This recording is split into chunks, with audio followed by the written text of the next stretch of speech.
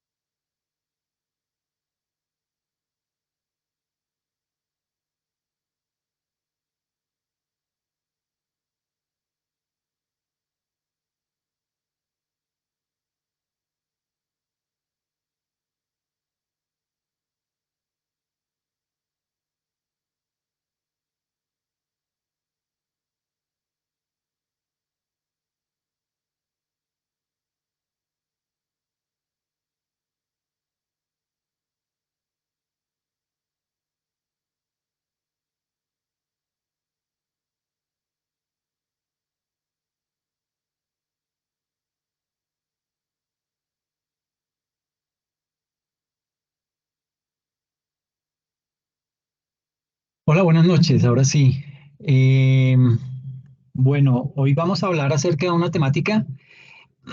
Es un poquitico densa en el sentido de vamos a mirar muchos aspectos y sobre todo dejar en claro que uno puede empezar a hacer planeación tributaria desde el momento mismo en que está creando las políticas contables. ¿Ok?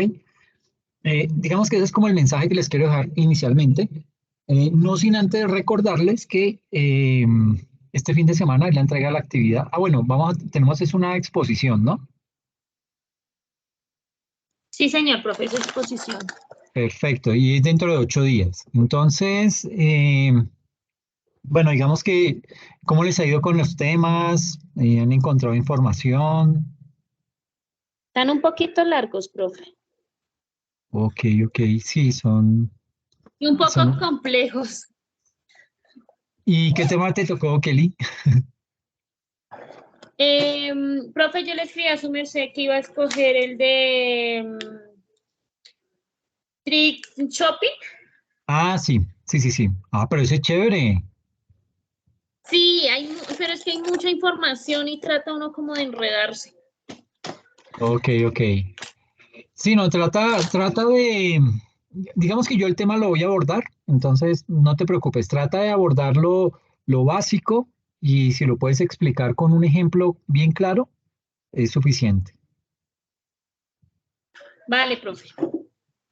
Listo, entonces, pero sí hay que tener presente que este domingo va a estar habilitado el examen, igual como lo he hecho antes. Les mando un mail el sábado diciéndoles, mire, el examen ya está publicado, pueden contestarlo, ta, ta, ta.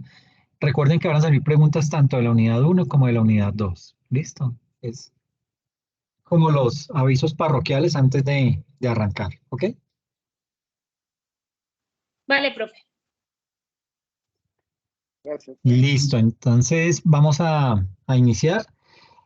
Como les decía, pues esto básicamente es poder evaluar desde el momento mismo en que uno está confeccionando, creando, si confeccionando es una palabra muy rara, creando las políticas contables en la organización. Digamos que ahí uno puede empezar a mirar toda esa temática de planeación tributaria, porque es que cometemos errores desde ese momento, ¿ok? Entonces, hacia allá voy a llevar la temática. ¿Cómo la tengo organizada? Vamos a ver 5 aspectos. El primero, vamos a hablar acerca del valor residual, luego hablaremos de los terrenos y los edificios, hablaremos de las propiedades de inversión a valor razonable, hablaremos del reconocimiento de valoración de inversiones y lo que tiene que ver con la depreciación de activos. ¿Ok?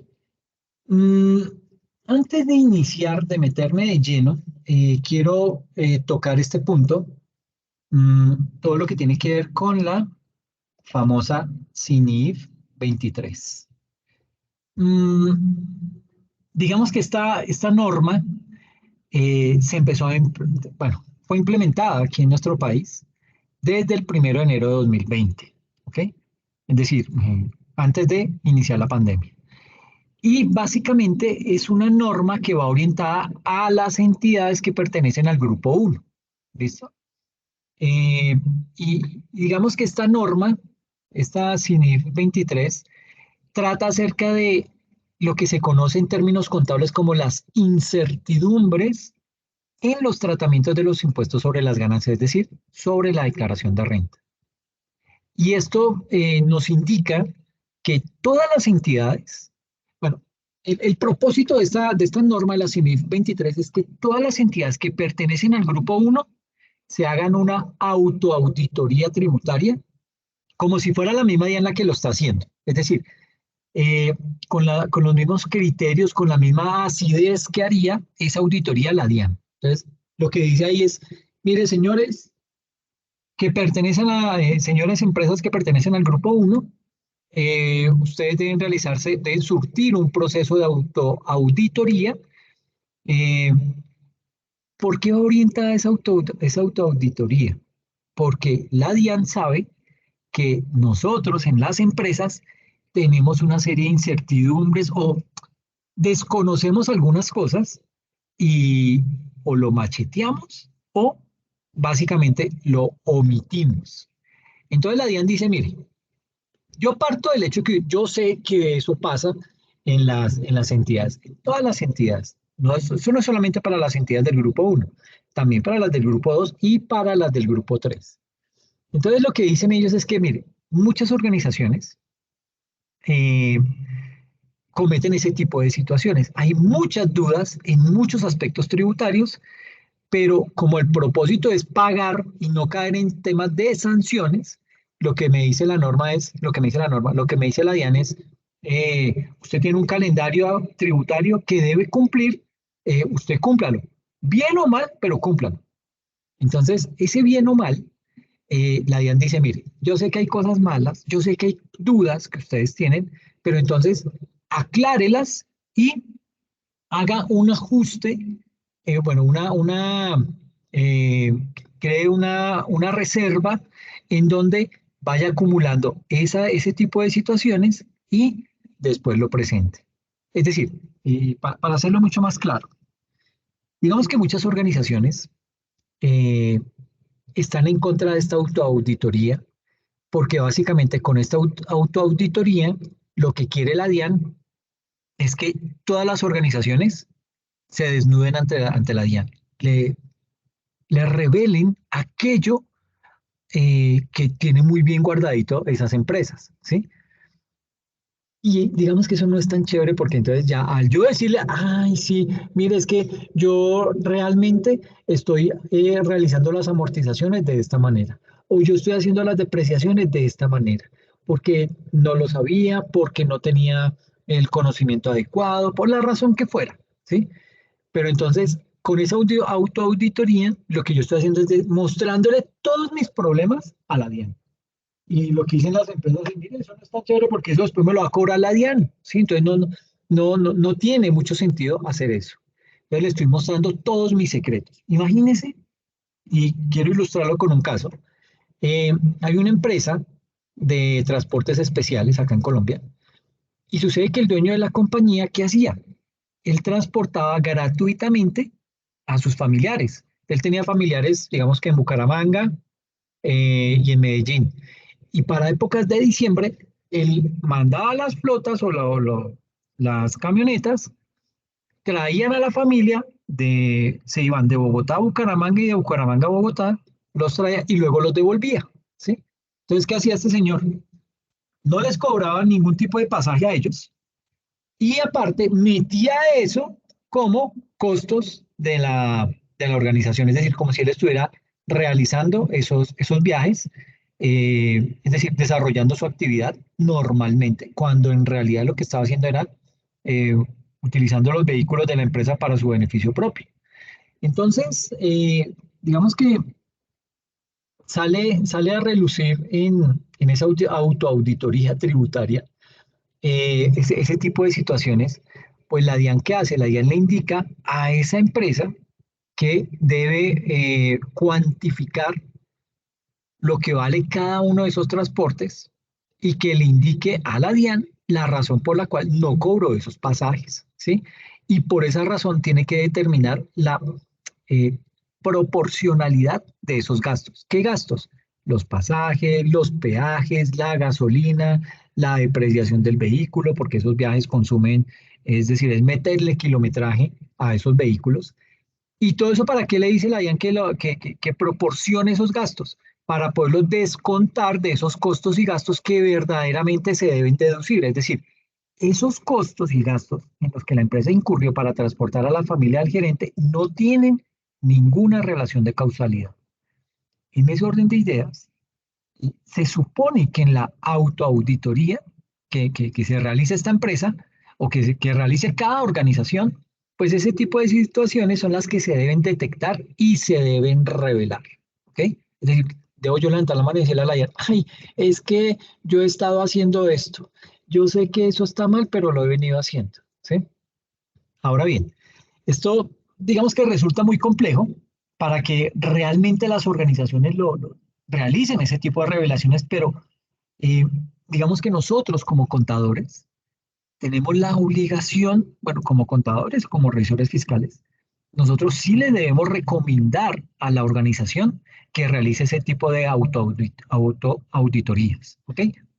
¿Para qué? Para que ahí se identifiquen ese tipo de situaciones y a la par, pues podamos implementar un plan de mejora para evitar lo que se conoce como las posiciones fiscales inciertas. Entonces, digamos que eso busca esa CINIF 23. Y adicional, esa CINIF 23 nos puede servir para no reconocer activos por impuesto diferido. ¿Por qué digo eso? Porque con esa CINIF 23, digamos que ahí se van a generar una serie de incertidumbres respecto a a la probabilidad de poder realmente compensar esas pérdidas a futuro. Y si me pongo a reconocerlas hoy, lo que me pongo es a reconocer un mayor valor del activo por impuestos diferidos contra qué? Contra un ingreso. Y en ese caso, lo que estamos haciendo es repartiendo utilidades anticipadas, inflando las utilidades de manera innecesaria y afectando a los socios. ¿Por qué digo que afectando a los socios? Porque cuando estamos incrementando una utilidad falsa, una utilidad ficticia, cuando ese socio vaya a declarar, va a realizar su declaración como persona natural, a él le va a salir que esas utilidades están ahí listas para distribuir. Y sobre eso, él va a tener que pagar impuestos sobre la renta. Entonces, estamos perjudicando a los socios, ¿sí?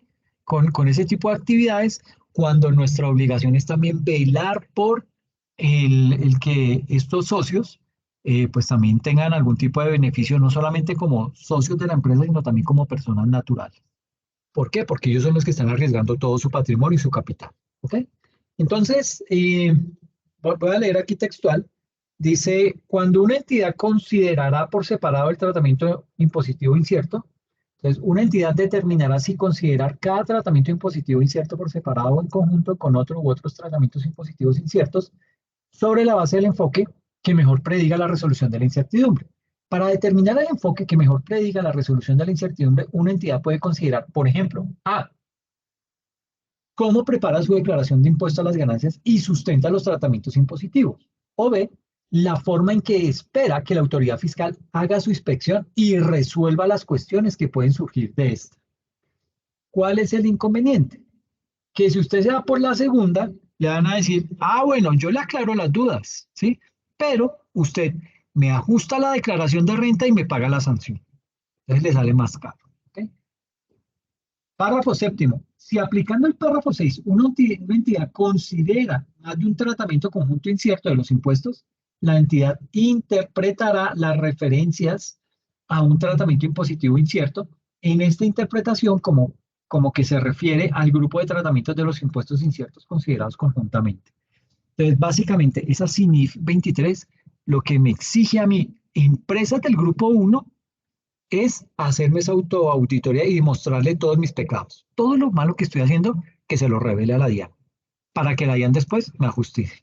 Entonces, digamos que no ha sido visto con buena cara. Y aparte le dice, eh, dentro de esta CINIF 23, dice, ahora, no es que los de grupo 2 no lo tengan que hacer, digamos que no es obligatorio para grupo 2, pero el grupo 2 lo debería implementar como una buena práctica para ir corrigiendo ese tipo de situaciones. Pero para grupo 1 sí es completamente obligatorio. Entonces, digamos que ahí ya esto va a generar mucho inconveniente aquí a futuro, porque pues básicamente las empresas están en contra de ese tipo de cosas y pues es, como les digo, desnudarnos ante la DIAN y que la DIAN vea todos nuestros defectos. Entonces, pues no resulta ser como tan chévere el tema. Eh, digamos que aquí vamos a hablar acerca de lo que son los artículos 779 y 782 del Estatuto Tributario. Y básicamente aquí de lo que me habla es acerca de lo que es la inspección tributaria. ¿Ok? Digamos que frente a este tema de la inspección tributaria, me indica que la administración podrá ordenar la práctica de inspección tributaria para verificar la exactitud de las declaraciones, para establecer la existencia de hechos gravables declarados o no, y para verificar el cumplimiento de las obligaciones formales. ¿Ok? ¿Qué es una obligación formal? Inscribirme en el RUT, diligenciar las declaraciones, ¿sí? Esos formatos específicos con los que yo voy a presentar la declaración, eso es una obligación formal. ¿Para qué? Para poder realizar la obligación sustancial. ¿Cuál es la obligación sustancial? El pago. ¿Listo? Entonces, eh, se entiende por inspección tributaria un medio de prueba en virtud del cual se realiza la constatación directa de los hechos que interesan a un proceso adelantado por la DIAN para verificar su existencia, características y demás circunstancias de tiempo, modo y lugar en la cual puedan decretarse todos los medios de prueba autorizados por la legislación tributaria y otros ordenamientos legales previo a la observancia de las ritualidades que les sean propias. Entonces, básicamente aquí lo que me dice es que la DIAN tiene toda la potestad para ir a visitar cualquier empresa. ¿Qué es lo que sí tiene que decir la DIAN? La DIAN le manda un comunicado a la empresa y le dice, señores, voy a ir de tal fecha a tal fecha, va a ir tal inspector y con tal otro, y ellos van a enfocarse en el tema que tiene que ver con, qué sé yo, la facturación electrónica. ¿Ok? ¿Qué pasa?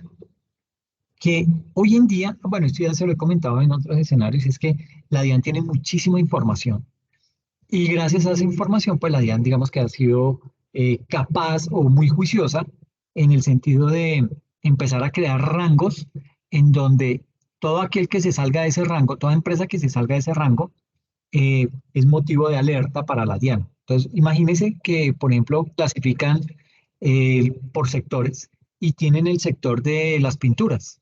Entonces, ya la DIAN determina todas las empresas que trabajan, todas las empresas que se dedican al sector de las pinturas, ya la DIAN tiene cuantificado cuáles son sus gastos y cuáles son sus costos y sus gastos.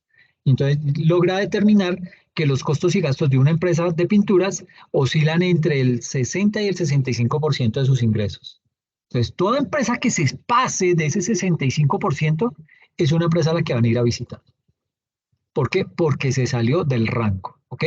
Entonces, ¿por qué usted está facturándome más? ¿Por qué me está declarando más costos y gastos? Si es que lo normal en el sector es que sea apenas del orden de un 60-65% de los ingresos. Entonces, la empresa tendrá que justificar ese hecho. Posiblemente algo están haciendo mal, posiblemente están contabilizando algo que no deberían contabilizar como costo y ahí es en donde se está inflando eso y está pagando menos impuestos esta empresa. Entonces, digamos que eso es facultad de la DIAN, pero no solamente es una inspección desde el punto de vista tributario. La DIAN tiene también eh, poder para hacer una inspección contable y está reglamentado por medio del artículo 782 en donde nos dice que la administración podrá ordenar la práctica de la inspección contable al contribuyente como a terceros legalmente obligados a llevar contabilidad para verificar la exactitud de las declaraciones, para establecer la existencia de hechos grabados o no y para verificar el cumplimiento de las obligaciones formales. De la diligencia de la inspección contable se extenderá un acta, la cual debe entregarse copia una vez cerrada y suscrita por los funcionarios visitadores y las partes intervinientes. Cuando alguna de las partes intervinientes se niegue a firmarla, su omisión no afectará el valor probatorio de la diligencia. En todo caso, se dejará constancia en el acta. Se considera que los datos consignados en ella están fielmente tomados de los libros, salvo que el contribuyente o responsable demuestre su inconformidad. Entonces, miren que cada vez son más los dientes, por llamarlo de alguna manera, que tiene la DIAN para poder hacer que las personas, tanto naturales como jurídicas, cumplan con su deber de contribuir. ¿Ok? Ahora, hablando desde el punto de vista de planeación tributaria, hay que tener presente que hay una, digamos que hay una provisión de posiciones fiscales inciertas, y esto es volviendo a hablar de la CINIF 23. Esa provisión de posiciones fiscales aplica básicamente para el grupo 1 y comienza a regir o comenzó a regir desde el año 2020. Y se dice que lo que se pretende ahí es dar claridad sobre la incertidumbre frente a los tratamientos del impuesto a las ganancias, únicamente sobre eso. Y para las pymes se busca que las pymes implementen esa CINIF 23 para todo lo que tiene que ver con tratamientos del impuesto a las ganancias en las pymes, pero bajo la figura de la optimización tributaria. Es decir, dígame cuáles son sus pecados, no lo voy a sancionar, pero sí le digo cómo debe organizar esa parte contable y financiera para que pueda llegar a declarar correctamente la parte tributaria. Del grupo 1, lo que nos dice es que todas las entidades deben realizar esa autoauditoría tributaria con la misma acidez con que la realizaría la DIAN y provisionar las posiciones financieras inciertas. Para el grupo 2, ¿qué le dice? Que las pymes no están obligadas a aplicar la CINIF 23, pero deben realizar procesos de planeación tributaria.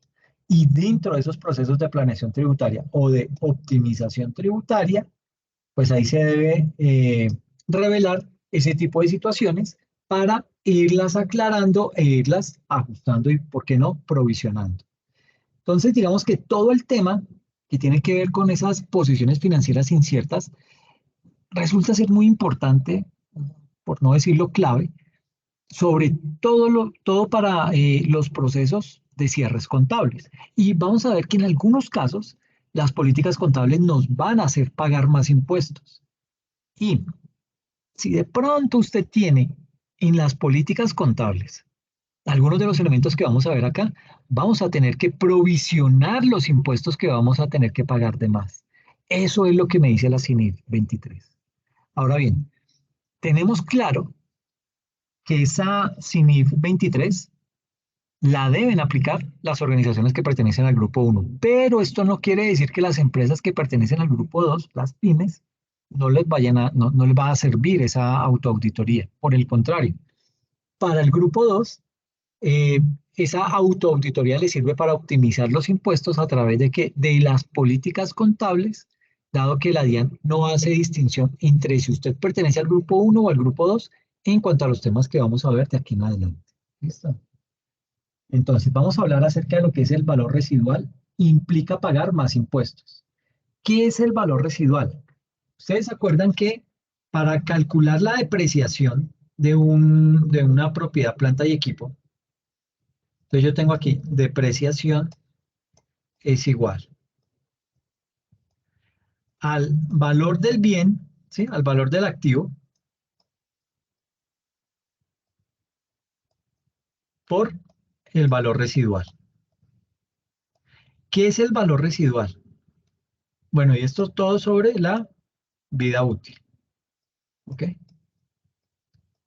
Entonces, ¿qué es este valor residual? Se supone que las empresas tienen que calcular el valor residual porque se sobreentiende que cuando la vida útil de algún activo fijo culmina, se supone que la empresa está en capacidad de vender ese activo en ese monto, lo que calculó ese valor residual. Por ejemplo, si, si yo quiero calcular la depreciación, por ejemplo, de un vehículo que me costó 100 millones, ¿sí?, y a ese le calculé que el valor residual es del 20%, es decir, que cuando yo vaya a vender ese vehículo, bueno, ¿y a cuántos años se deprecia? A 10 años. Entonces, básicamente aquí lo que estoy haciendo es, estoy calculando 100 por el 20% de 100 millones, pues son 20, entonces quiere decir que el valor de ese activo realmente son 80 millones sobre 10. Es decir, voy a tener que depreciar en 8 millones anualmente ese vehículo. Hasta ahí todo bien, ¿cierto? ¿Qué pasa? Que la norma en ningún momento me dice que es que esto es mandatorio, que esto es obligatorio, que yo tengo que hacer eso, que tengo que calcular ese valor residual y por lo menos darle este porcentaje para que yo pague menos impuestos. Si yo no hubiera calculado este valor residual, yo no estaría depreciando 8 millones mensuales, sino estaría depreciando 10 millones de pesos mensuales. Es decir, estaría pagando menos, estaría obteniendo una menor utilidad, por ende pagando menos impuestos. ¿Ok? A eso es a lo que va orientado este valor residual. Entonces, digamos que en tema de políticas contables, tenemos que entrar a revisar el tema de ese valor residual.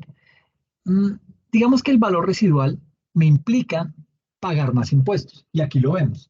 Estoy depreciando apenas 8 millones cuando yo podía depreciar 10 millones. Entonces, al tener 8 millones de depreciación, estoy subiendo mi utilidad en 2 millones y por ende estoy pagando mucho más impuesto. Eso es básicamente lo que me indica ese valor residual. ¿Ok? ¿ok? Mm, y pues con este valor residual no importa si usted es grupo uno o grupo 2. ¿Por qué? Porque es que el artículo 131 del Estatuto Tributario indica que el valor residual de las NIF debe aplicarse también tributariamente, pero dependiendo de su política. Y ahí, el, digamos que el problema con las políticas contables es que muchas de esas políticas son copias de párrafos de la NIF y eso no debería ser una política contable. Una política contable tiene que ser algo que la organización decida. Por ejemplo, mi organización decide si valoro o no valoro la propiedad, planta y equipo. ¿Por qué? Porque eso es opcional valorar esa propiedad, planta y equipo. Eso es lo que me dice la NIF 16 en su párrafo, 20 en su párrafo 29 y la NIF Pymes en su párrafo 17.15. Entonces, básicamente, lo que me quiere decir es que, y enfocándonos en este ítem que he denominado el valor residual implica pagar más impuestos, me dice que para la planeación tributaria, con base en las políticas contables, las entidades podrán establecer lo siguiente. Primero, para bienes muebles no se fija el valor residual porque es inmaterial. ¿Ok? O sea, eso para bienes muebles no me aplica. Esto debería aplicar el valor residual para todo el tema, bueno, digamos que eh, se mira con más detenimiento todo lo que está orientado a los bienes inmuebles. En segundo lugar, para inmuebles no se fija valor residual porque no se tienen para la venta. Y en tercer lugar, establece en los certificados de existencia y representación legal que los inmuebles no se pueden vender, aunque en algún momento se vendan. Si esto no se estipula, deberá establecerse el valor residual. ¿Qué me quiere decir estos tres puntos? El primero, que no aplica el valor residual para bienes muebles. Eso no me aplica para ellos. Que yo lo puedo aplicar para bienes inmuebles, pero yo puedo argumentar que no estoy aplicando el valor residual porque eh, yo no los tengo para la venta de sus bienes. Yo simplemente los regalo, los doy de baja y después los dono, ¿sí? De ahí para adelante no interesa lo que yo haga con ellos. Entonces, básicamente ahí lo que me está diciendo la norma es, eh, mire, valor residual, aplíquelo para bienes inmuebles, pero solamente cuando usted tenga implementado de pronto en el certificado de existencia y representación legal que va a vender ese tipo de inmuebles. ¿Qué es lo que pasa? Y yo lo he hecho en varios escenarios, es que cuando nosotros éramos estudiantes, nos decían los profesores, mire hermano, cuando usted vaya a constituir una empresa, en el certificado de existencia y representación legal, meta todo lo que se le ocurra que como objeto social a desarrollar. Es decir, ¿a qué se va a dedicar la empresa? Entonces, suponga que nuestra empresa es una empresa que se dedica a la producción y comercialización de productos congelados. En ese orden de ideas, yo coloco en mi objeto social, en el certificado de existencia y certificado de existencia y representación legal de la Cámara de Comercio, yo ahí coloco, ¿a qué se va a dedicar la empresa? Ah, sí, la empresa se va a dedicar a producción y comercialización de productos precocidos congelados. Y aparte vamos a vender terrenos, vamos a comprar casas, vamos a vender edificios, vamos a construir fincas, vamos a vender vehículos, vamos a fabricar piscinas, un poco de vainas que uno le metía a eso. ¿Por qué? Porque decían, es que si usted va a realizar un negocio y ese negocio no está dentro del objeto social, usted no lo puede desarrollar, porque usted no indicó al momento de constituir la empresa que iba a desarrollar esa actividad. Por ende, no podría llegar a realizar ese negocio. Entonces, eh, así las cosas, lo que uno hacía era metía el súper objeto social de la empresa con todo ese poco de cosas. ¿Y qué pasaba? Que por lo general uno colocaba dentro de eso, voy a comprar bienes inmuebles, voy a vender terrenos, voy a alquilar casas, voy a construir, voy a hacer infinidad de cosas desde el punto de vista de bienes inmuebles. Entonces, ¿qué pasa? Si yo tengo eso en el certificado de existencia y representación legal, yo tengo que calcular valor residual porque tácitamente en el certificado de existencia y representación legal estoy diciendo, yo voy a vender esos activos cuando su vida útil se acabe. Entonces, por eso es que me obliga la DIAN a calcular ese valor residual. Yo puedo decirle, no, muchas empresas, cuando crearon sus políticas contables, cuando hubo el proceso de convergencia a los estándares internacionales, de lo primero que había que hacer eran las políticas contables. Y pues como nadie sabía nada, nadie sabía por dónde arrancar ni nada de eso, decían, bueno, una política contable, ¿eso qué es? Entonces comenzaban a mirar y por allá encontraban alguna publicada en internet, la copiaban, la adaptaban para ellos y sacaban sus políticas contables. Entonces, básicamente, lo que se hacía ahí era eh, implementar unas políticas que no eran las de la empresa como tal, sino que pertenecían a otras, pero yo tenía que cumplir con ese requisito y lo implementé de esa manera. Entonces, dentro de eso, podía decir que yo tenía que calcular el valor residual, ¿sí? Y al calcular el valor residual, ya saben que estamos pagando más impuestos, porque estoy dejando de deducir una mayor depreciación. Y básicamente, digamos que cuando uno está sustentando algún proceso de inspección tributaria, pues el inspector llegaba a la entidad y le decía, bueno, quiero ver todo el tema de la depreciación porque dentro del rango de las empresas que pertenecen a su sector, usted se sale, usted está generándome mayor gasto por depreciación y pues digamos que eso no es normal. Entonces yo quiero ver cómo usted está haciendo la depreciación. Ah, sí, claro. Entonces, por favor, tráigame la política contable, déjeme ver los estados financieros, sáqueme las facturas, ok, toda la información. Entonces usted llega con toda la información y le dice, bueno, ¿por qué no está aplicando valor residual? No, pues yo lo estoy aplicando, no lo aplico porque yo no me dedico a vender esos bienes inmuebles, yo no, cuando una vez se deprecien, pues yo los voy a donar.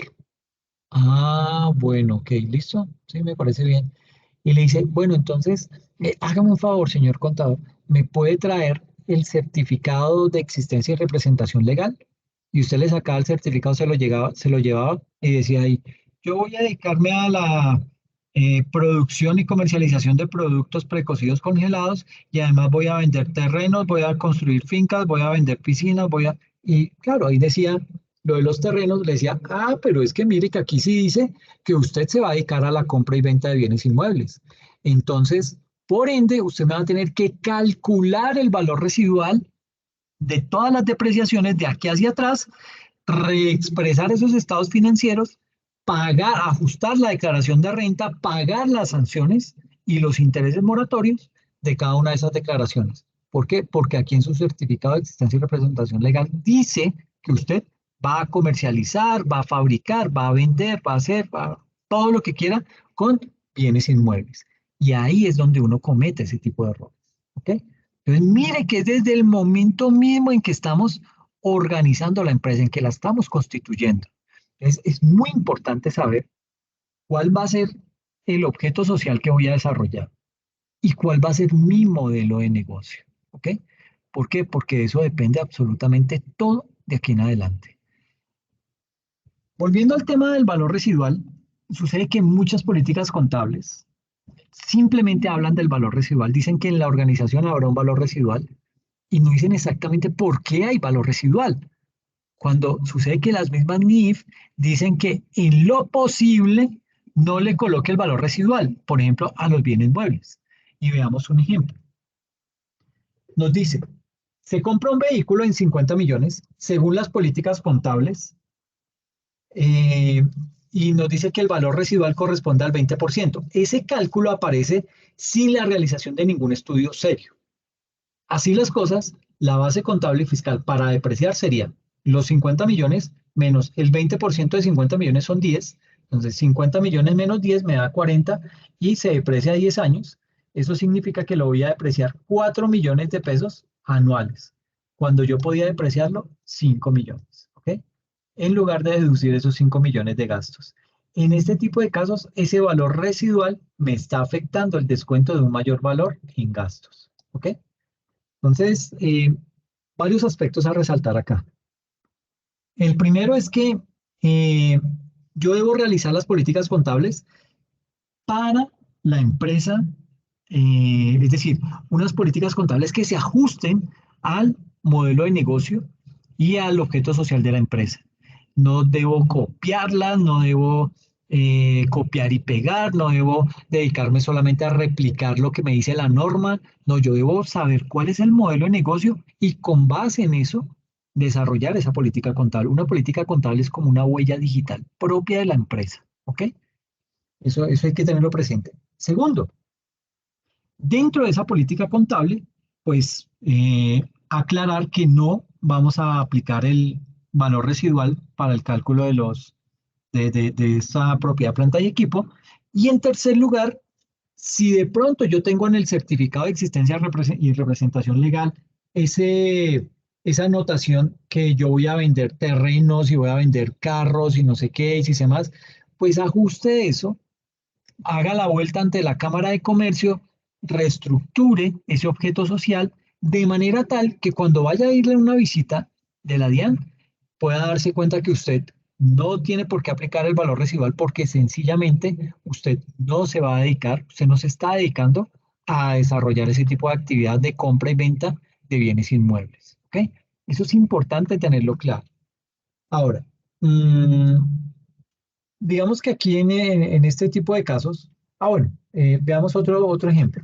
Nos dice que se compra un inmueble el 15 de septiembre de 2020 por 4.500 millones de pesos y una revisión tributaria dice que su depreciación fiscal debe ser nula. ¿Por qué? Porque el valor residual es el mismo costo. Es decir, tengo la depreciación y tengo depreciación es igual al costo menos el valor residual sobre la vida útil. Es decir, 4.500 millones menos el valor residual es de 4.500 millones sobre 45 años, eso me da cero. Entonces, en este tipo de casos, eh, digamos que aquí corresponde a un caso de la vida real en donde el auditor tributario de la DIAN le argumenta a la empresa que no podía depreciar el bien inmueble el año inmediatamente anterior porque en el caso de los inmuebles y a criterio de ese auditor de la DIAN, el valor de los inmuebles es prácticamente el valor residual. Es decir, el valor residual es el mismo valor de costo y esto tiene su razón, ya que el valor residual o de cuota de salvamento o de rescate es el valor que me darían si yo como empresa lo fuera a vender. ¿Ok? Es decir, lo compro en 4.500 millones, pues lo obvio es que usted como mínimo lo vende en 4.500 millones de pesos. Por ende, esto le va a dar cero, esta resta, 4.500 menos 4.500 le va a dar cero, y cero dividido 45, eso siempre va a dar cero. Entonces, en ese orden de ideas, pues, digamos que son argumentos que nos dan los mismos auditores de la DIAN, lo que a veces resulta ser un poquito complejo, ¿no?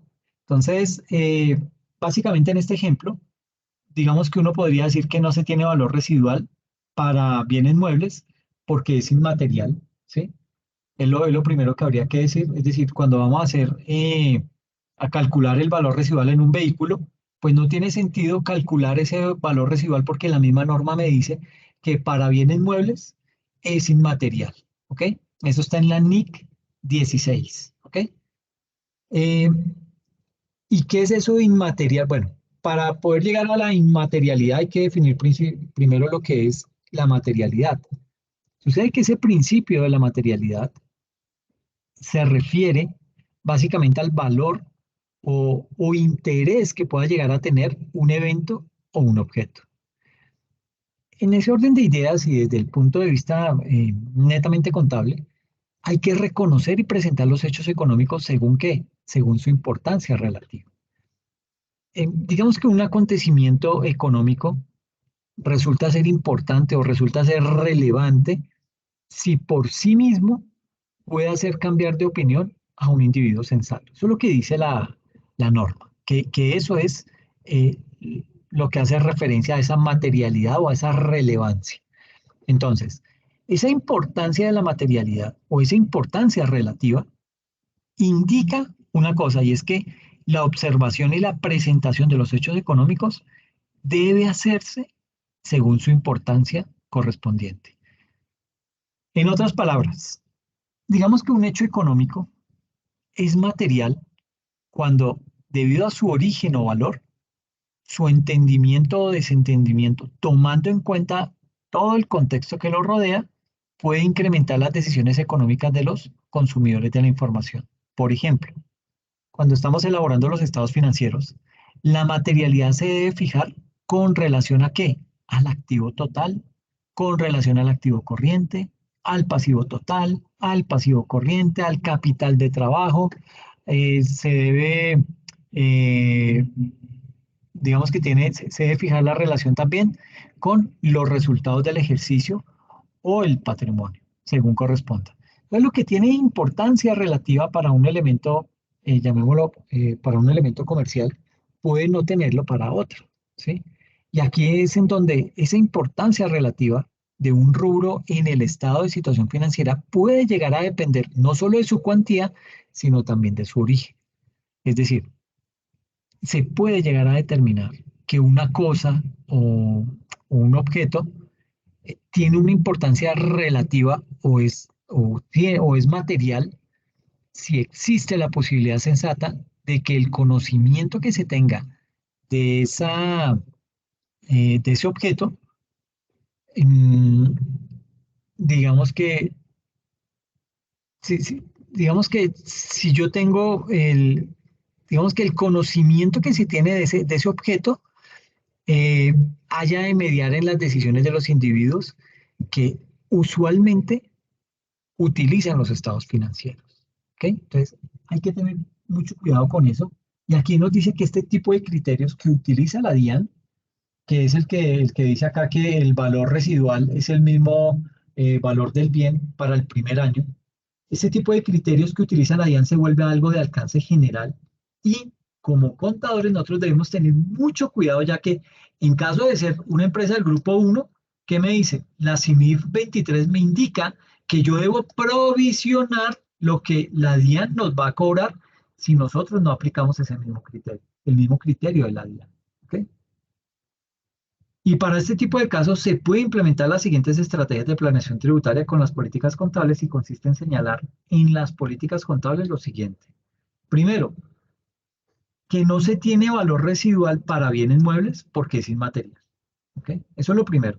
Digamos que, y eso lo dice, mire, la norma internacional de contabilidad en su párrafo 16.53. Entonces, básicamente ahí lo que me está diciendo, no se meta a calcularle valor residual a los bienes muebles. ¿Ok? Eso no lo haga porque eso no termina siendo relevante, no tiene la importancia adecuada.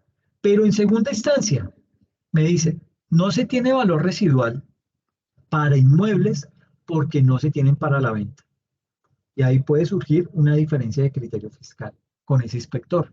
¿Sí? Digamos que mm, esto es así porque al menos vamos a entrar en una diferencia de criterio con la DIAN, cosa que, pues, por lo demás, eso no es sancionable y adicional nos da un respiro frente al auditor fiscal, quien digamos que en ese momento nos tiene contra las cuerdas. ¿O por qué nos tiene contra las cuerdas? Porque nos está argumentando que sí deberíamos haber calculado el valor residual y ahí le podemos eh, argumentar que es un bien que no lo tenemos para la venta porque si estudiamos con detenimiento ese valor residual, no es que se contabilice, sino que se resta simplemente del costo o de la base de depreciación de ese activo.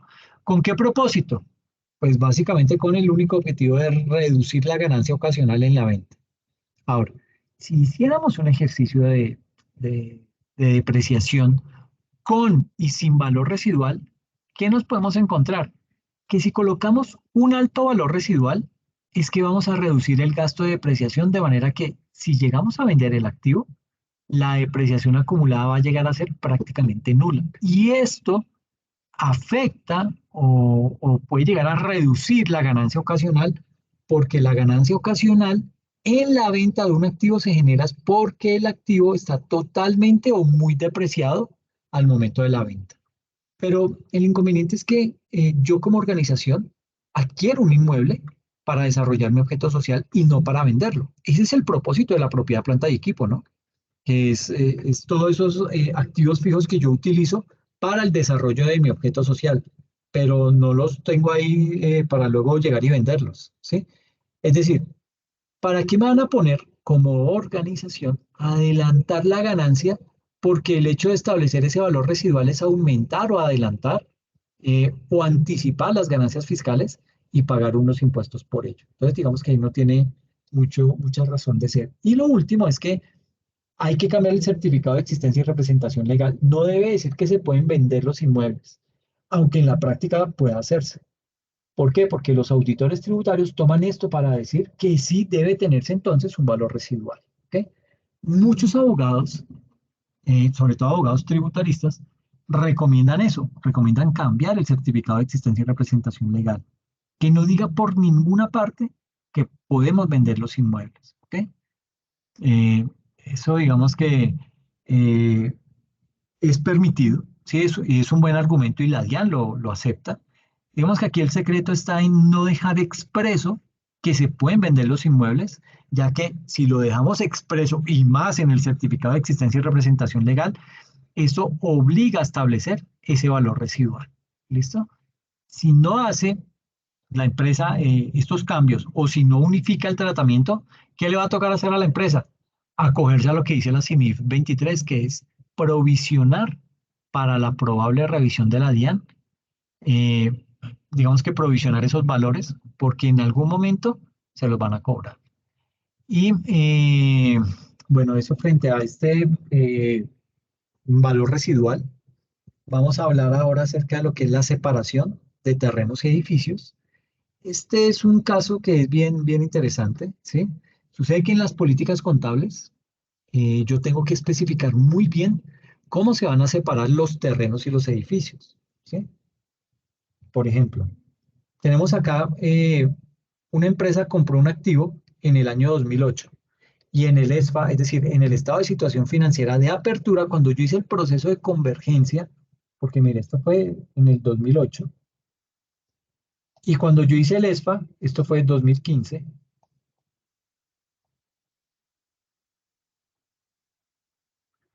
no se separó los terrenos ni los edificios.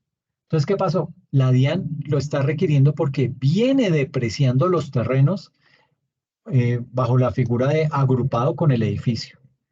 Y básicamente, digamos que mm, hay una taxonomía, se llama la taxonomía XBRL, y esa nos sirve para corroborar que nuestras políticas contables están bien elaboradas y esas deben cumplir con la lista 800-600 de esa taxonomía. La taxonomía 110.000 habla acerca de lo que es la información general sobre estados financieros, la 210.000 específicamente sobre el estado de situación financiera, el 510.000 sobre el flujo de efectivo, método directo, la 520.000 flujo de efectivo, método indirecto, 610.000 estado de cambios en el patrimonio, 800.600 notas, lista de políticas contables y la 810.000 todo lo que tiene que ver con información de la entidad y declaración de cumplimiento con las NIE. Entonces, pues digamos que de alguna manera hay que mirar cómo está nuestra política contable frente al tema de propiedad, planta y equipo, puntualmente en la de edificios. ¿Por qué? Porque cuando usted va a comprar un edificio o un apartamento o cualquier bien inmueble, a usted le entregan las escrituras y a usted le dan un valor. Le dicen, sí, ese apartamento vale 350 millones, ¿sí? Pero ahí en las escrituras no dice, de esos 350 millones, el terreno está evaluado en 70 millones. Entonces, el edificio o el apartamento ya no vale 350 millones, sino que fácilmente baja a 280. Y sobre esos 280 es que yo realizo la depreciación, no sobre los 70. ¿Por qué? Porque ese es el valor por el cual se ha calculado, vale el terreno. Y yo sobre terreno no puedo depreciar. ¿Ok? Entonces hay que tener mucha precaución con eso porque, reitero, ninguna escritura pública dice esos valores. ¿Ok? Ahora, usted mira, no, sí, en la empresa tenemos ya identificado que el cálculo para determinar el valor de los terrenos es del 25% del valor comercial del valor de escritura de ese bien inmueble. Ok, digamos que el inspector tributario le dice, no, bien, me parece bien que lo tenga separado y todo. Por favor, muéstrame el estudio con el cual usted logró determinar que esos terrenos valen el 25% y no de pronto el 18%. Entonces, ¿cómo le justifica ese porcentaje al inspector? Entonces, digamos que ese tipo de cosas hay que tenerlas muy claras, hay que tener documentado completamente el hecho de, digamos que poder tener perfectamente claro cuáles son los criterios que se utilizaron para llegar a realizar determinada contabilización, determinado cálculo en la organización. ¿Por qué? Porque eso siempre nos lo van a pedir, ¿sí?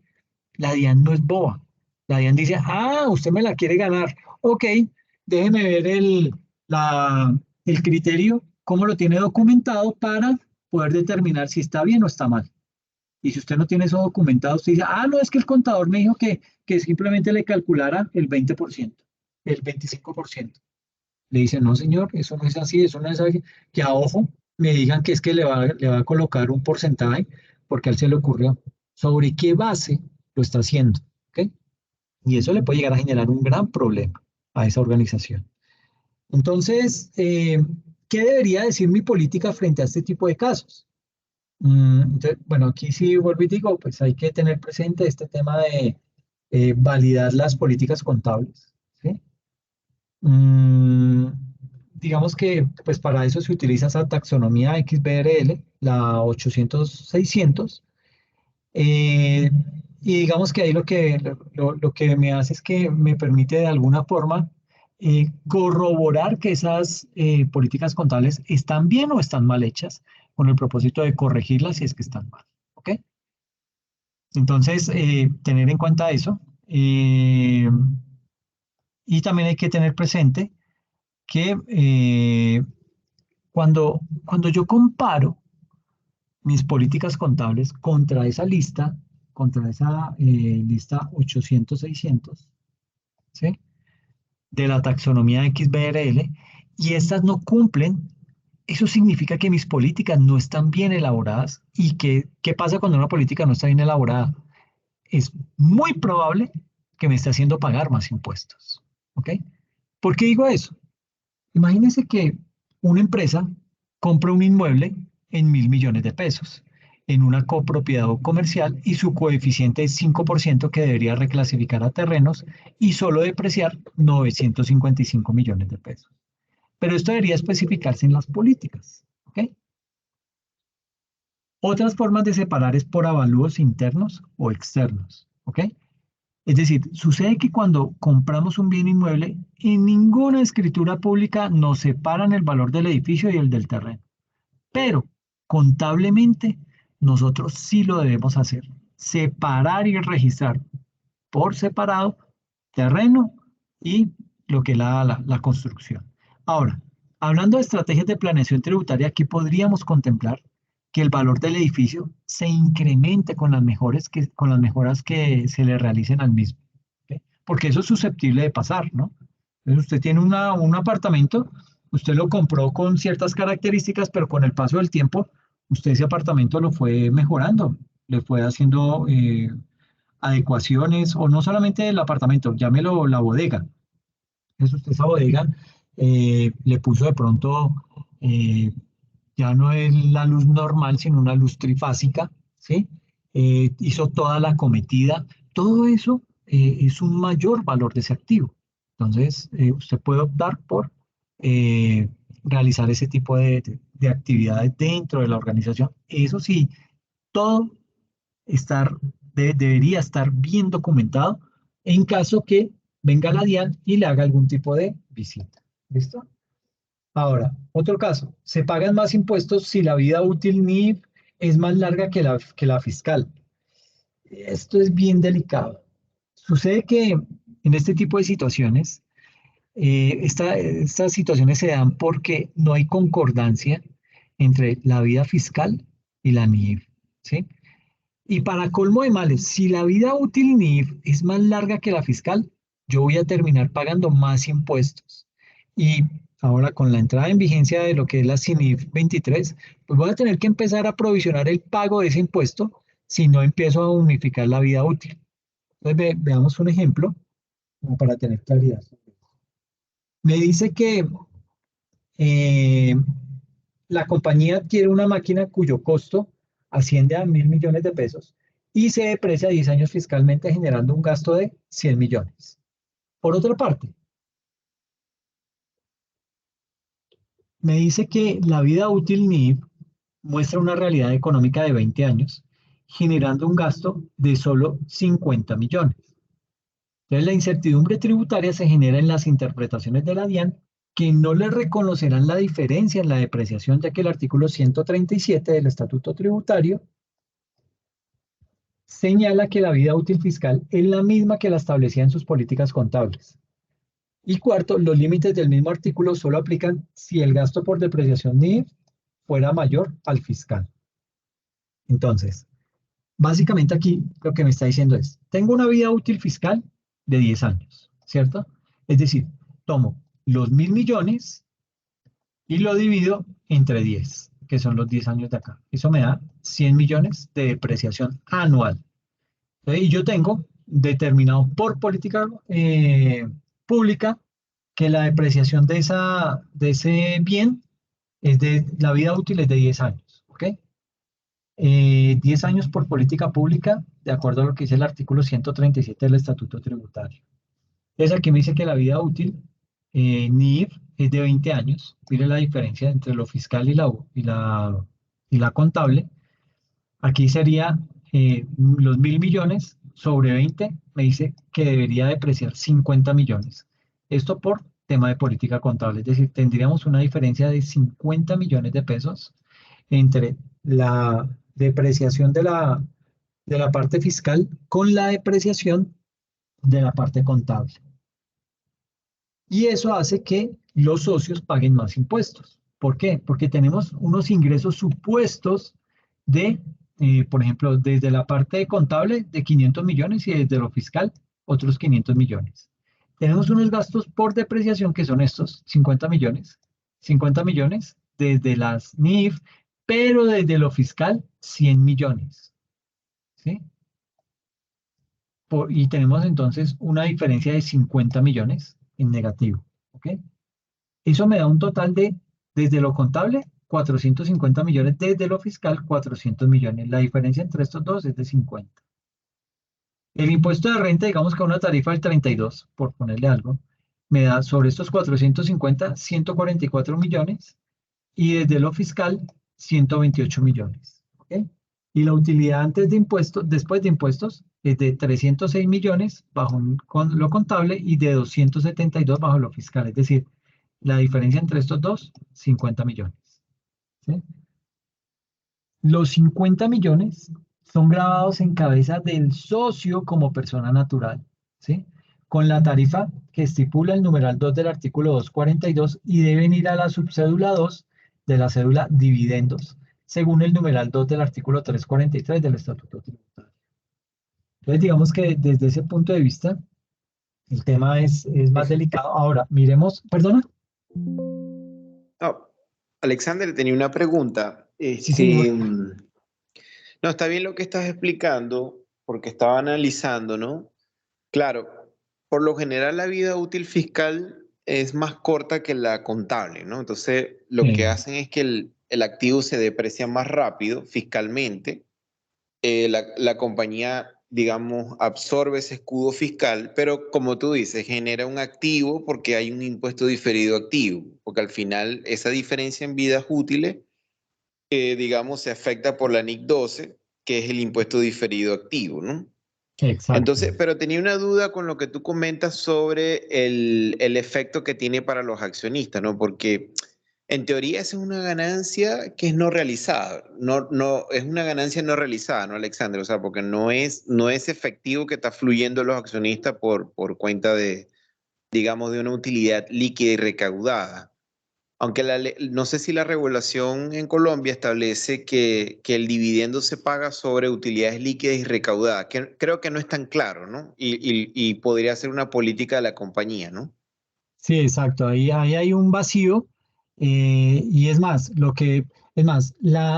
digamos que la Superintendencia de Sociedades legisló frente a eso y llegó a concluir inclusive lo siguiente. Dice, eh, señor socio, si usted ve que dentro de los estados financieros hay unas utilidades por distribuir y no las han distribuido, usted está en todo el derecho de reclamar esas utilidades y que se las hagan efectivas lo antes posible. Entonces, cuando hacemos ese tipo de actuaciones al interior de las organizaciones, estamos arriesgándonos como empresa, ¿sí? Pero también digamos que el que lleva la peor parte ahí es el socio, porque todos sabemos que esas son unas utilidades ficticias, el socio por ende pues no las va a reclamar, pero a él sí, cuando va a hacer su declaración de renta, a él se le va a mostrar que hay unas utilidades ahí por distribuir y es en donde se comete ese tipo de errores, es decir, errores y además perjudicando a estos accionistas. Pero entonces ahí es cuando la Superintendencia de Sociedades se blinda y dice, no, pues de malas, ustedes si no exigen es su problema, porque yo le estoy diciendo que si esa utilidad aparece reflejada en los estados financieros, usted tiene todo el derecho de reclamar esas utilidades. Que no lo haga es su Exacto, problema. exacto, ¿no? Y compromete al accionista de la administración, ¿no? Porque vamos a estar claros, Alexander, por lo menos un activo que se genere por unas pérdidas fiscales que la compañía espera, digamos, recuperar a futuro, compensar a futuro, es un tema de la decisión de la administración y tiene que soportar de que va a recuperar ese activo, ¿no? Pero este caso Exacto. específicamente es una regla contable. Correcto, Alexander. Es una Sí, regla sí, sí. contable. Tú pagas menos impuestos hoy, por lo tanto es un escudo fiscal porque estás depreciando más aceleradamente el activo. Pero a nivel de la NIC 12, tienes que reconocer el impuesto diferido activo por esa diferencia en base, la base contable y la base fiscal. Es una regla, no es una opción. Exacto. Entonces, Sí, bueno, señor. sí, se presenta ese conflicto, ¿no? Sí, sí, desafortunadamente, y con eso llevamos desde que se implementaron las NIF acá en Colombia. Yo recuerdo que creo en Venezuela, yo soy venezolano. Y Sí, en Venezuela creo que la norma sí era explícita, ¿no? Decía, se declaran dividendos sobre bases de utilidades líquidas y recaudadas. Entonces, este tipo de transacción quedaba fuera del alcance de la evaluación si era un dividendo o no. claro, claro, ahí sí lo separa completamente, ¿no? Es mucho más claro. Así es, correcto. Chévere. No, muchas gracias por la aclaración, Luis. Bastante interesante. Ahí vas con tus punticos, ¿no? Aquí les quería mostrar Gracias. No, hombre, no. Aquí les quería mostrar lo de la limitación a la deducción por depreciación, que era lo que mencionaba también Luis, en donde, pues digamos que los montos de depreciación desde la óptica tributaria son menores a los que se manejan a través de los estándares internacionales. Entonces, por ejemplo, aquí en construcciones y edificaciones se habla del 2,22%, es decir, esto se termina depreciando en 45 años, ¿sí? Cuando las construcciones y edificaciones en Colombia, en la parte contable, tienen una vida útil de 60, ¿ok? Pero entonces lo que dice la norma es, mire, si usted va a depreciar a un mayor, a una mayor cantidad de años, no tiene ningún problema. Porque, ¿qué quiere decir eso? Que tiene una tasa de depreciación fiscal anual inferior al 2,22. ¿Okay? Va a ser menor. Pero si usted de pronto determina que va a depreciar esa construcción y edificación no a los 45 años, sino a los 40 años, ahí ya vienen los problemas, ¿sí? ¿Por qué? Porque está depreciando a un mayor, como decía Luis, más aceleradamente, y eso sí hay que justificarlo. Hay que tener un estudio que justifique ante la DIAN el hecho del por qué yo estoy depreciando a una menor cantidad de años un bien inmueble. ¿Ok? Eso pasa también con la propiedad, planta y equipo, con la maquinaria. Es decir, entra uno a jugar esa documentación, ese sustento que usted tenga, eso marca la diferencia y es lo que le va a permitir o meterse en un problema o salir de ese problema. Entonces hay que tener bien claro ese componente porque ahí está la diferencia entre un problema con la DIAN y salirse rapidito de ese inconveniente. Entonces lo que se recomienda es que esas vidas útiles en lo posible sean iguales o mayores a las que aparecen aquí en el artículo 137 del Estatuto Tributario. ¿Ok? Por ejemplo, aquí equipos de comunicación a 5 años, muebles y enseres a 10 años, flota y equipo de transporte terrestre a 10 años, equipo eléctrico a 10 años. Cada uno tiene una vida útil diferente y pues con base en eso tendríamos que estarnos rigiendo, o sea, tomando esto como el mínimo y si voy a depreciar a mayor tiempo, pues va a ser mucho mejor porque estaríamos, digamos que cumpliendo la norma, lo que nos indica la misma DIAN, y estaríamos ahí casi. Es que el problema radica básicamente en que en Colombia, y no sé cómo sea en Venezuela y cómo sea en Perú, pero en Colombia la contabilidad es más fiscal que financiera. Y es triste decirlo, pero aquí toda la contabilidad gira en torno a los preceptos de la DIAN, gira en torno a cumplirle a la DIAN, gira en torno a no fallarle a la DIAN, cuando realmente la contabilidad debe ser es más financiera, debe eh, propender por convertirse en información, pero una información que sea útil para los socios, una información que sea útil para todos aquellos que tienen que ver con la organización, proveedores, eh, entidades financieras, qué sé yo, los sindicatos, etcétera, etcétera, que pues digamos que son entidades que toman decisiones con base en esa información. Pero vuelvo y digo, en Colombia se trabaja en la parte contable básicamente para cumplir con lo fiscal, lo cual No, desvirtúa y mucho. profesor, y es así, es una tendencia, yo creo que en la mayoría de los países en Latinoamérica, ¿no? Donde Sí, se ven más propensos a que sus transacciones se reconozcan más desde la perspectiva, digamos, tributaria que la misma contable, ¿no? Pero por lo menos sí, Venezuela hizo la adopción de NIF a su tropicalizado como Colombia en 2008, ¿no? Entonces, claro, países que han tenido más tiempo de adopción de NIF ya tienen una cultura más de normas internacionales, de información financiera. Por lo menos aquí se viene aplicando, pero con una versión, digamos, más reciente de implementación de las IFRS, pero en Perú es directo SNIF plena, o sea, ahí sí el órgano que emite el pronunciamiento para que se adopten las NIF establece que son las NIF del año en vigencia, ¿no? O sea, ahí sí se puede hablar de que hay NIF plenas emitidas, ¿no? vea pues qué chévere.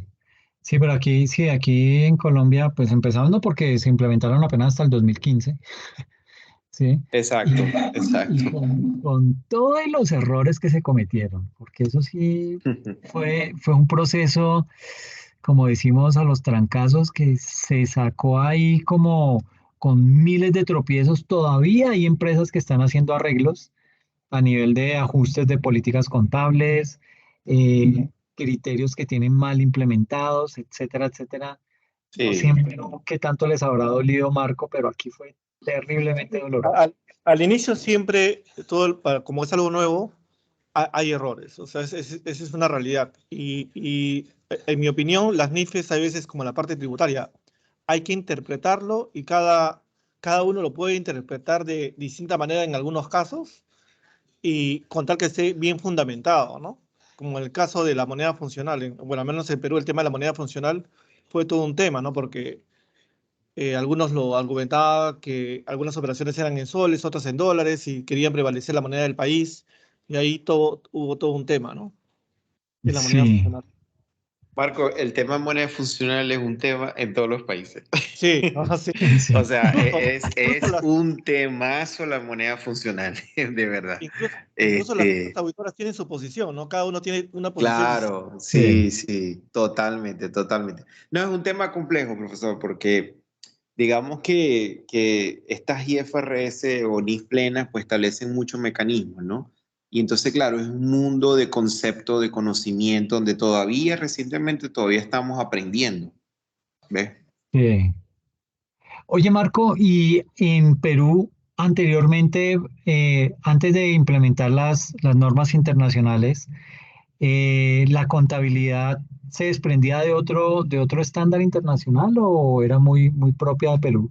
Nosotros manejábamos el tema de la NIC, le llamamos las normas internacionales de contabilidad, Sí, pero antes era muy tributaria la contabilidad. Ahora se maneja mucho el tema de adiciones y deducciones, ¿no? Es decir, por ejemplo, Sí. en el ejemplo que usted ha dado de los edificios, si es que la depreciación tributaria en el Perú, por ejemplo, es 3% del edificio, y a mí, según mi tasación y mi valoración, me sale 1 punto y pico, tributariamente yo me deduzco la diferencia. O sea, lo deprecio contablemente para el 1% y la diferencia para llegar al 3% que es la tributaria me lo deduzco. Ah, ok. Sí. Y así hay casos similares, ¿no? O sea, si yo tuviera, por ejemplo, a ver, una depreciación de un activo fijo, todo lo contrario, ¿no? Que tributariamente es una tasa mayor, ¿no? Entonces, si es una tasa mayor, igual, ¿no? O sea, ahí yo contablemente tengo menos monto y adicionaría la parte mayor, ¿no? Vea qué Perdón, chévere. sí, No, aquí sí no se da eso. sí. Sí, acá se maneja mucho Y, pero hay ciertas reglas en algunos casos especiales, ¿no? ok, ok. Y en Venezuela, Luis, el tema anteriormente, la contabilidad era muy propia de Venezuela o también se desprendía de algún estándar. Sí, profesor, habían unos estándares que eran declaración de principios de contabilidad, los recuerdo. Eran como 11, pero eran más, Mm. profesor, como, por ejemplo, muy apegado a lo que eran los principios mexicanos. Y por Ah, ahí te ok. daban luces como que si no había algo que estaba en los mexicanos, te ibas a las US GAAP, a los principios americanos. Ya En los en principios, 2000, sí, en 2007, 2008 se hizo la primera adopción de IFRS. vea pues, muy adelantados. Sí, no, Sí, sí. Aquí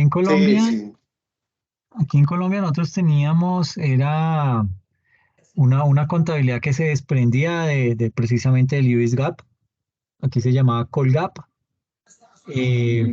pero sí era bien complicado y que no tenía un doliente esa implementación, a diferencia de ahora que sí hay unas entidades gubernamentales que están vigilantes a la implementación de todas esas normatividades internacionales.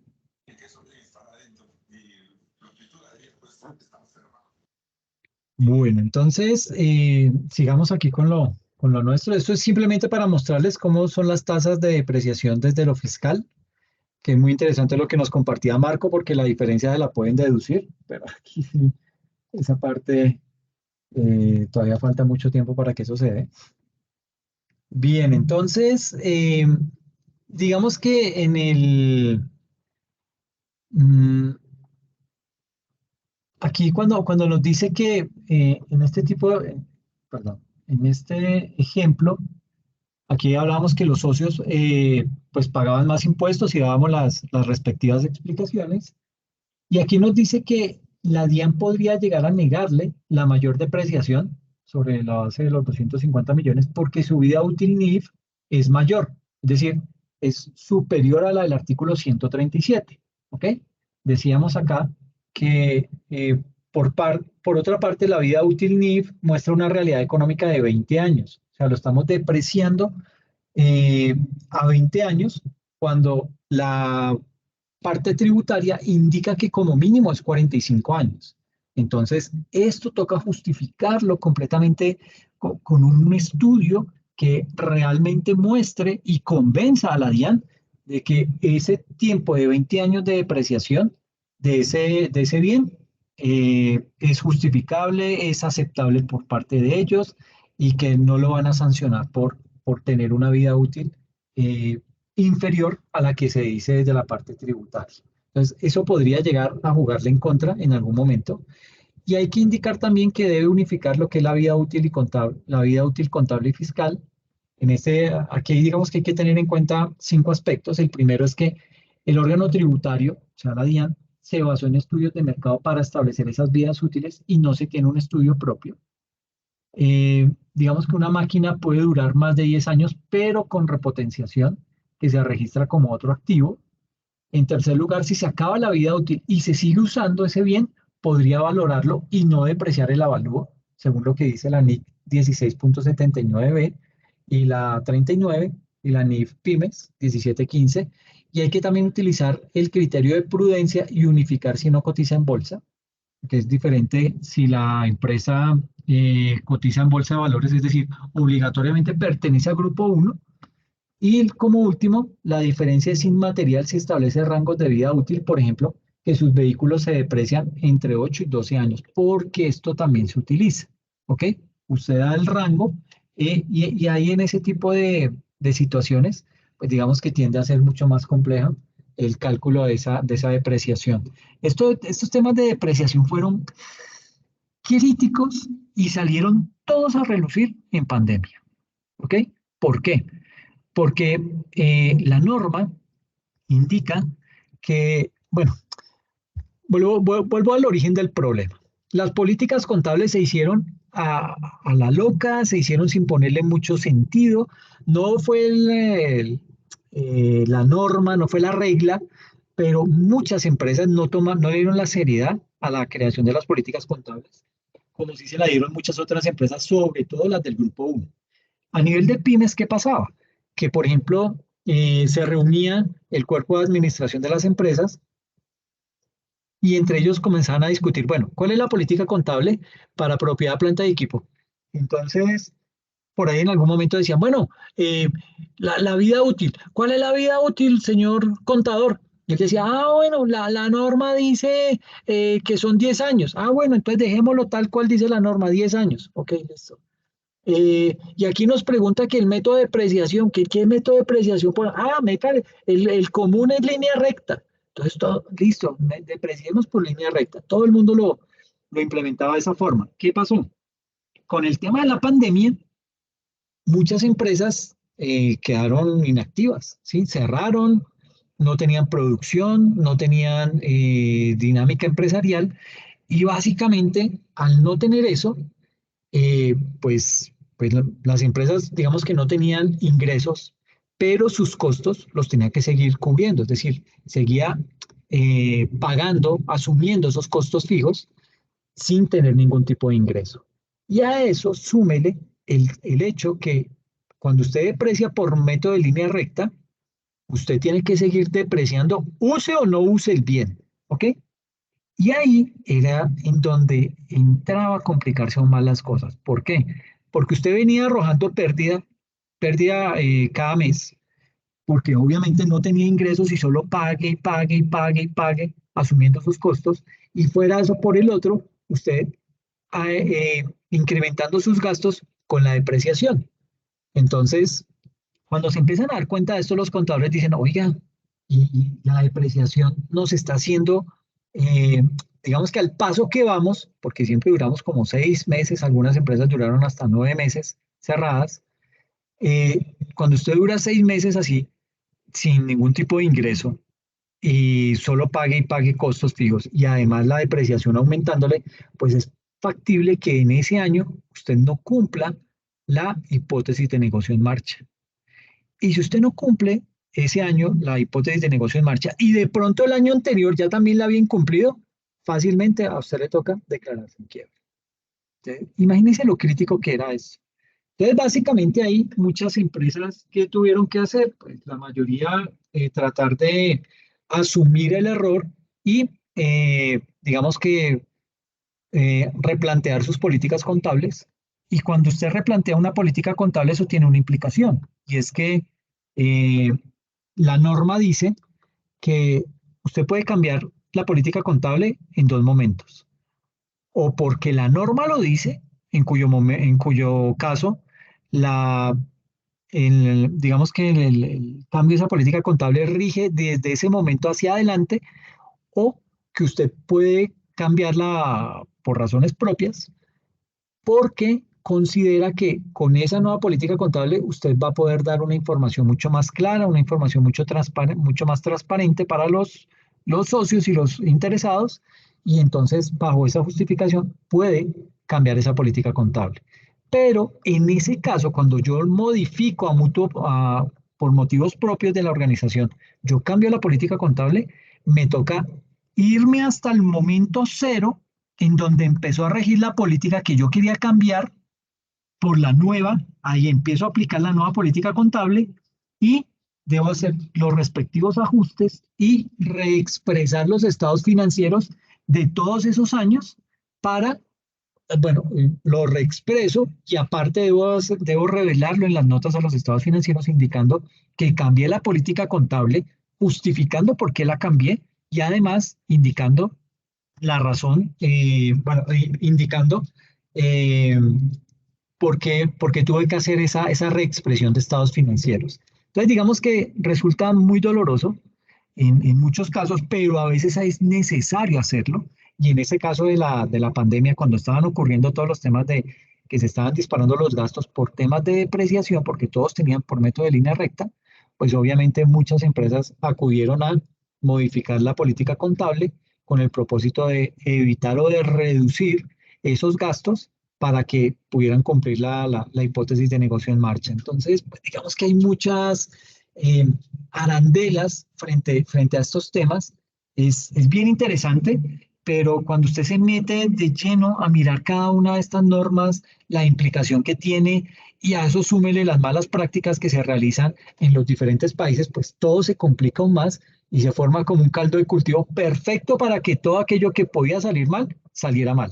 Y básicamente la pandemia creo que fue una enseñanza, pero, pero fue una de esas enseñanzas a las malas, ¿no?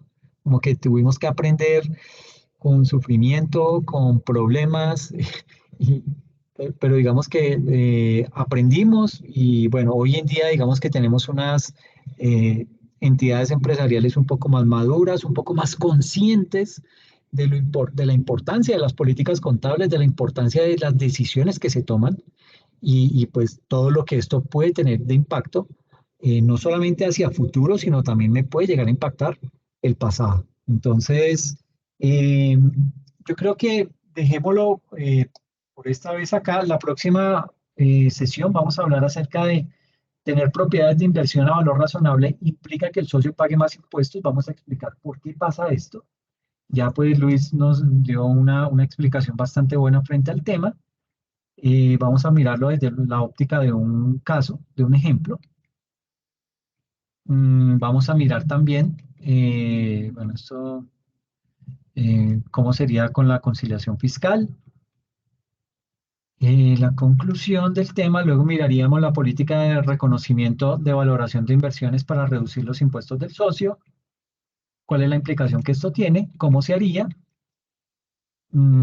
Aquí un ejercicio del efecto contable y tributario de la depreciación de activos no usados por temas de la pandemia, aquí lo tocamos.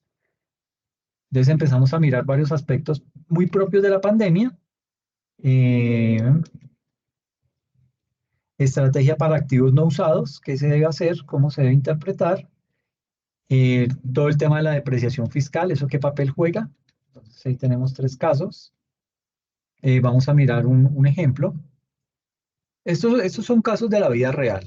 Entonces, esta hipertienda, aquí hago referencia a esa home center. Pero digamos que los casos son bien interesantes y pues vale la pena trabajarlos y mencionarlos. Entonces, por aquí sale también la Universidad Jorge Tadeo Lozano, un caso muy sonado acá en Colombia. Un hotel, bueno, en fin, todo estos son modelos digamos que diferentes modelos de negocio que se vieron afectados en pandemia por temas de sus problemas en políticas contables. ¿Ok?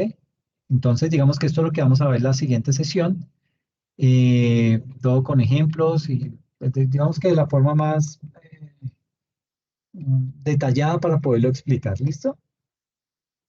Entonces, pues nada, dejémoslo por acá y recuerden, porfa, que este fin de semana entonces es la realización del examen y el próximo lunes hacemos lo que es la exposición. Recuerden, no son exposiciones pues tan largas ni sofisticadas. Sí quiero que sea algo muy concreto, algo muy bien explicado para que sus compañeros pues queden con ese tema cubierto y después abordaremos un tema de precios de transferencia en donde gracias a esos precios de transferencia abordaré el tema del 3D Shopping, que lo tiene Kelly, para explicarlo también, y miraremos unos ejemplos de esas dinámicas que hay de planeación tributaria desde el punto de vista de vinculados económicos en el exterior. ¿Ok? Ok. Profesor, una consulta. Dime, Marco. El tema de la exposición es el taller, ¿no? Espérame.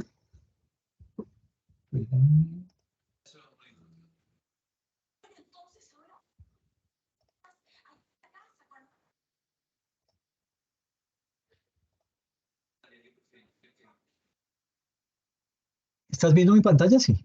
Sí, sí, sí. Ah, ok, perfecto. Entonces, planeación tributaria.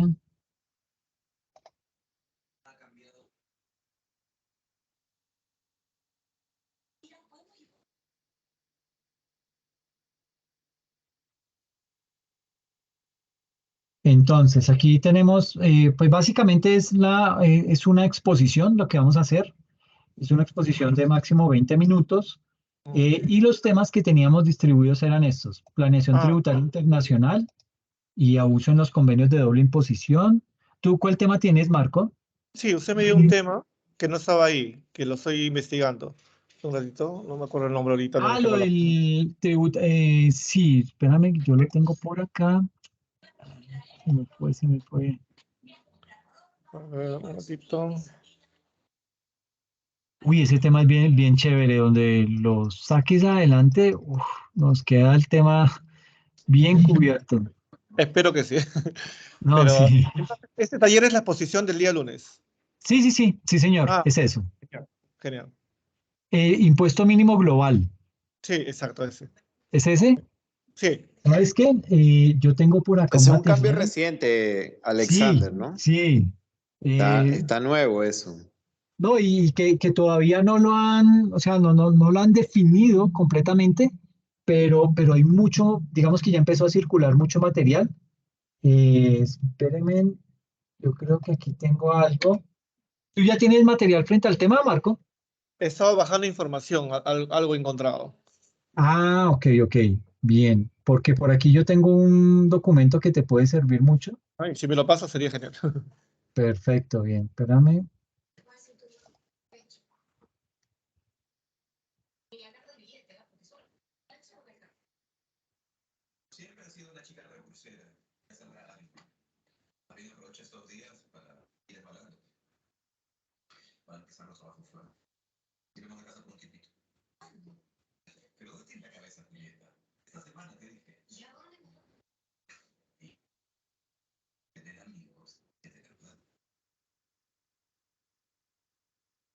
Alexander, pero el tema de la exposición se envía el 26, que es domingo, ¿no? Y la exposición sería el lunes.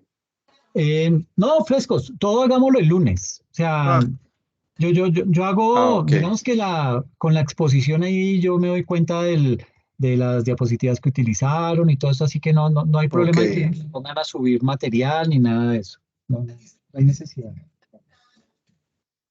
Alexander, el tema lo enviaste por email, ¿verdad? Por el email del... Los temas Ajá. están aquí publicados en la plataforma.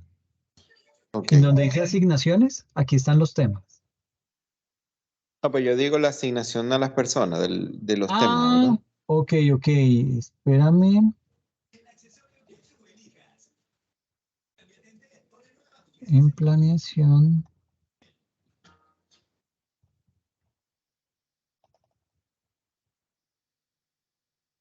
Oye, ¿y tú cuál tema tienes, Luis?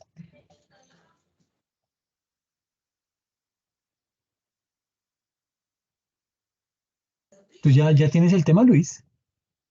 No, todavía. Pues. ¿No lo Todavía, creo que tienes? todavía, Alexander.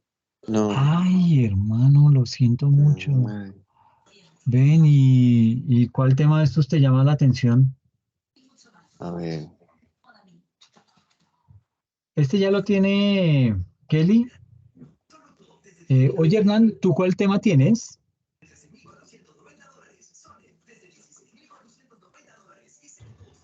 Hola, profe. Pues estoy Hola. evaluando aquí porque todavía no he escogido, Ah, bueno, listo, dale. pero ya estaba mirando el de, ¿cuál? El de plan de acción contra la erosión de la base imponible y el traslado de beneficios ODE. Ok, bien. Sí, este es duro, ¿no? Pero bueno, el que Sí, por eso escojas es estaba bastante. analizando los temas. Sí, Sí, pilas porque de pronto te metes en uno bastante complejo. Oye, Luis, ¿y este de aplicabilidad de la planeación tributaria en los precios de transferencia? Sí, pues parece bien, Alexander. Ujú. ¿Sí? Buen Perfecto, tema. bien. Ujú. Chévere, chévere. Dale entonces.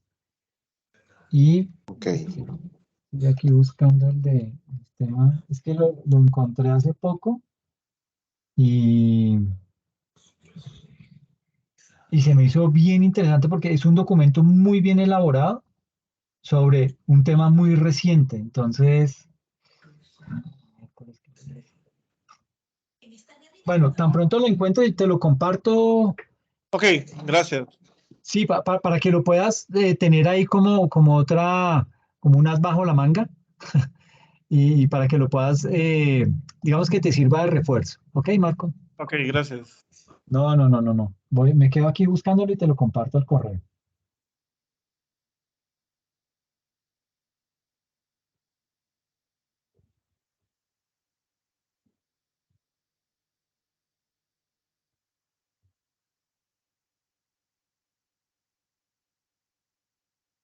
Listo, entonces, pues nada, si quieren, dejemos acá. Yo me quedo buscando estos materiales y pues nos vemos dentro de 8 días, ¿ok? Ok, hasta Ok. luego. Bueno, cuídense Gracias, mucho. Muchas Alexander. gracias por la Cuídate. Gracias, participación. Muy profe. No, interesante. de nada. Interesante clase. Gracias. Gracias, Luis. Cuídate, Alexander. Chao. Chao, Gracias, profe, lo mismo. gracias. Chao, Kelly, cuídate, que estés bien. Gracias. Chao, Hernán. Chao, Marco. Chao, María. Chao, profesor Alexander. Chao, que estés bien.